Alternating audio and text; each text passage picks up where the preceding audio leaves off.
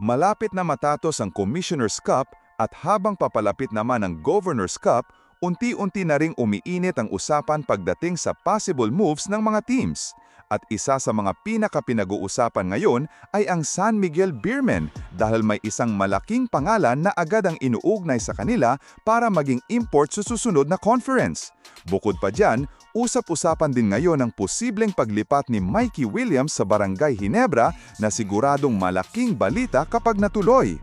Kaya sa video na ito, pag-uusapan natin kung bakit magandang fit si Kenneth Lofton Jr. para sa San Miguel Beermen at kung paano naman makakatulong si Mikey Williams sa Ginebra sakaling matuloy talaga ang paglipat niya.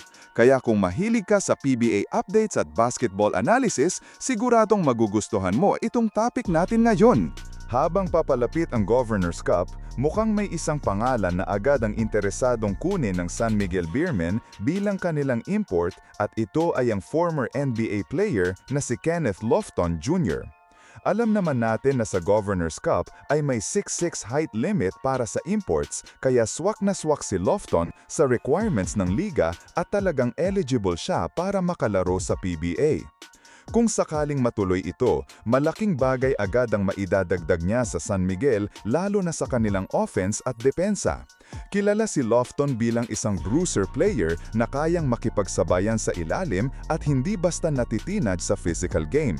Kahit hindi siya sobrang tangkad kumpara sa ibang imports, malakas naman ang katawan nito at marunong gumamit ng pwesto kaya hirap bantayan kapag umatake sa loob. Isa pa sa maganda kay Lofton ay kayang gumawa ng punto sa iba't ibang paraan. Kaya niyang umatake papasok, may maayos ding galaw sa ilalim at kaya rin niyang timira mula sa labas kapag kinakailangan. Malaking tulong ito para sa San Miguel dahil magkakaroon sila ng import na hindi lang nakaabang sa ilalim kundi kaya ring mag-create ng sariling offense. Sa depensa naman, malaking tulong din siya dahil malakas siya sa pagkuha ng bola at hindi madaling maitulak sa ilalim. Alam naman natin na mahalaga sa San Miguel ang magkaroon ng import na kayang sumabay sa physical na laro lalo na sa Governor's Cup kung saan dikitan talaga ang laban. At dahil aggressive din si Lofton sa rebounds, mas madadagdagan pa ang second chance opportunities ng Beermen. Isa pa sa magandang bagay kay Lofton ay ang kanyang energy sa loob ng court. Aktibo siya sa depensa, mabilis tumakbo sa transition at hindi tamad sa hustle plays. Kapag ganitong klaseng import ang nakuha ng San Miguel, siguradong mas magiging delikado sila lalo na sa parehong offense at depensa. Isa rin sa mga mainit na usapan ngayon ay ang posibilidad na mapunta si Mikey Williams na Barangay Ginebra. May mga ulat na interesado umano ang Ginebra sa guard ng Converge at maraming fans ang agad na na-excite sa posibilidad na ito dahil alam naman natin kung gaano kalaking player si Mikey kapag nasa magandang kondisyon at kumpiyansa sa laro. At kung sakaling matuloy ang paglipat niya sa Ginebra, siguradong malaking dagdag ito sa offensive capability ng team. Kilala si Mikey bilang isang scorer na kayang gumawa ng puntos kahit under pressure. Malakas siya sa outside shooting, kaya niyang umatake papasok at isa rin siyang player na kayang gumawa ng sariling tira kahit dikitan ang depensa. Malaking bagay din ang kanyang ball handling at playmaking dahil kaya niyang mag-control ng pacing ng laro. Kapag nasa loob siya, magkakaroon ang Ginebra ng isa pang player na kayang gumawa ng offense hindi lang para sa sarili kundi para rin sa teammates.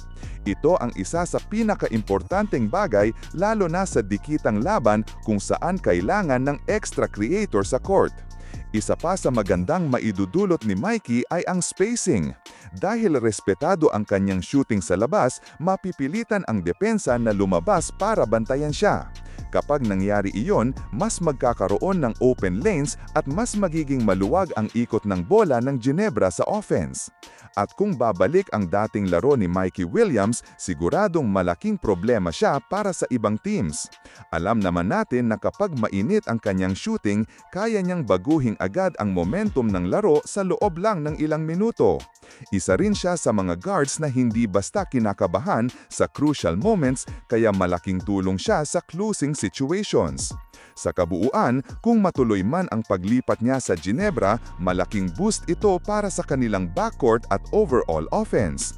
Dagdag firepower agad ito para sa team at siguradong mas magiging delikado pa ang Ginebra sa mga susunod na conference. Sa ngayon, talagang maraming exciting na galaw ang posibleng mangyari bago magsimula ang Governor's Cup. Mula sa posibleng pagdating ni Kenneth Lofton Jr. sa San Miguel hanggang sa usapang Mikey Williams to Ginebra, siguradong mas lalo pang iinit ang kompetisyon sa PBA kapag natuloy ang mga moves na ito. Kaya kayo, ano sa tingin nyo? Bagay ba si Kenneth Lofton Jr. sa San Miguel? At paano kaya magbabago ang Ginebra kapag nakuha nila si Mikey Williams? Comment nyo lang ang inyong thoughts at huwag kalimutang mag-like, subscribe at i-hit ang notification bell para updated kayo sa lahat ng latest PBA updates at basketball analysis. Malapit na matapos ang Commissioner's Cup at habang papalapit naman ang Governor's Cup, unti-unti na ring umiinit ang usapan pagdating sa possible moves ng mga teams. At isa sa mga pinaka-pinag-uusapan ngayon ay ang San Miguel Beermen dahil may isang malaking pangalan na agad ang inuugnay sa kanila para maging import sa susunod na conference. Bukod pa dyan, usap-usapan din ngayon ang posibleng paglipat ni Mikey Williams sa Barangay Ginebra na siguradong malaking balita kapag natuloy. Kaya sa video na ito, pag-uusapan natin kung bakit magandang fit si Kenneth Lofton Jr. para sa San Miguel Beermen at kung paano naman makakatulong si Mikey Williams sa Ginebra sakaling matuloy talaga ang paglipat niya. Kaya kung mahilig ka sa PBA updates at basketball analysis, siguradong magugustuhan mo itong topic natin ngayon. Habang papalapit ang Governor's Cup, mukhang may isang pangalan na agad ang interesadong kunin ng San Miguel Beermen bilang kanilang import at ito ay ang former NBA player na si Kenneth Lofton Jr. Alam naman natin na sa Governor's Cup ay may 6'6" height limit para sa imports kaya swak na swak si Lofton sa requirements ng liga at talagang eligible siya para makalaro sa PBA. Kung sakaling matuloy ito, malaking bagay agad ang maidadagdag niya sa San Miguel lalo na sa kanilang offense at depensa. Kilala si Lofton bilang isang bruiser player na kayang makipagsabayan sa ilalim at hindi basta natitinag sa physical game. Kahit hindi siya sobrang tangkad kumpara sa ibang imports, malakas naman ang katawan nito at marunong gumamit ng pwesto kaya hirap bantayan kapag umatake sa loob.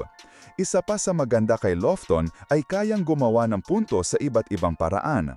Kaya niyang umatake papasok, may maayos ding galaw sa ilalim at kaya rin niyang timira mula sa labas kapag kinakailangan.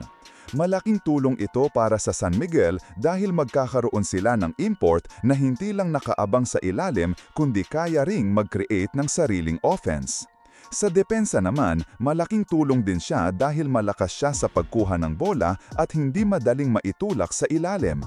Alam naman natin na mahalaga sa San Miguel ang magkaroon ng import na kayang sumabay sa physical na laro lalo na sa Governor's Cup kung saan dikitan talaga ang laban. At dahil aggressive din si Lofton sa rebounds, mas madadagdagan pa ang second chance opportunities ng Beermen. Isa pa sa magandang bagay kay Lofton ay ang kanyang energy sa loob ng court. Aktibo siya sa depensa, mabilis tumakbo sa transition at hindi tamad sa hustle plays. Kapag ganitong klaseng import ang nakuha ng San Miguel, siguradong mas magiging delikado sila lalo na sa parehong offense at depensa. Isa rin sa mga mainit na usapan ngayon ay ang posibilidad na mapunta si Mikey Williams na Barangay Ginebra. May mga ulat na interesado umano ang Ginebra sa guard ng Converge at maraming fans ang agad na na-excite sa posibilidad na ito dahil alam naman natin kung gaano kalaking player si Mikey kapag nasa magandang kondisyon at kumpiyansa sa laro. At kung sakaling matuloy ang paglipat niya sa Ginebra, siguradong malaking dagdag ito sa offensive capability ng team. Kilala si Mikey bilang isang scorer na kayang gumawa ng puntos kahit under pressure. Malakas siya sa outside shooting, kaya niyang umatake papasok at isa rin siyang player na kayang gumawa ng sariling tira kahit dikitan ang depensa. Malaking bagay din ang kanyang ball handling at playmaking dahil kaya niyang mag-control ng pacing ng laro. Kapag nasa loob siya, magkakaroon ang Ginebra ng isa pang player na kayang gumawa ng offense hindi lang para sa sarili kundi para rin sa teammates. Ito ang isa sa pinaka-importanteng bagay lalo na sa dikitang laban kung saan kailangan ng extra creator sa court. Isa pa sa magandang maidudulot ni Mikey ay ang spacing. Dahil respetado ang kanyang shooting sa labas, mapipilitan ang depensa na lumabas para bantayan siya. Kapag nangyari iyon, mas magkakaroon ng open lanes at mas magiging maluwag ang ikot ng bola ng Ginebra sa offense.